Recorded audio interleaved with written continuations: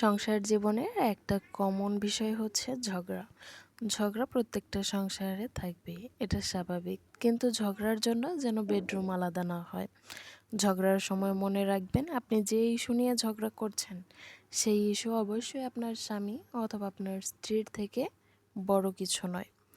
একজন রাগান্বিত হলে অপরজন অবশ্যই নীরব থাকবেন। যদি এটা মেনে মাঝে মাঝে সংসার যদি করতে এমনও পারেন হয় তাহলে আপনি আপনার সঠিক, সংসার এটা সুখী হতে জানার কেউ পরেও আর বাধা নীরব দিতে থাকবেন, পারবে না। ধৈর্য ধারণ করবেন, প্রত্যেকটা অপরকে সংসারের জিতিয়ে একটা দিবেন। নির্দিষ্ট নিয়ম তাহলে থাকে। দেখবেন আপনি হেরে হয়তো গেলেও বউরা আপনার থাকে ভালোবাসাটা আর না হয়তো জিতে যাবে। স্বামী বেশি রাগী আপনার থাকে। সংসারে হয়তো বউ শান্তি নেমে একঘেয়েমি আসবে। থাকে, না হয়তো স্বামী থাকে।